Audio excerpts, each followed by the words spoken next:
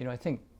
when one thinks about the Middle East and why the United States has felt it's such an important region and felt that it had to maintain influence, you obviously go back to the issue of oil.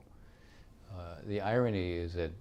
after World War II, even though the United States at that time was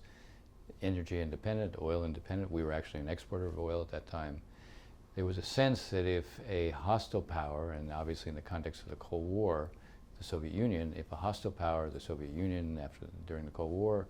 Saddam Hussein in 1991, if a hostile power gained leverage over the supply of energy and oil,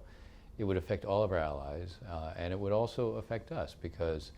if you took a significant part of the Middle Eastern oil off the market, it would affect the world economic situation, our allies, but also us. It would drive the price of oil up. So that created a sense of concern about the region because of its significance as it related to the overall supply of energy. The fact that we then began to see, starting, I would say in the even before 2001, we began to see and become more concerned about the threat of terror. That too added to a sense that the pathologies of the Middle East didn't stay in the Middle East. As I like to say, the Las Vegas rules don't apply there. What takes place in the Middle East doesn't stay in the Middle East. So the combination of oil, the combination of fearing that the hostile powers would gain leverage over it, the growth of terror threats that didn't limit themselves to the region,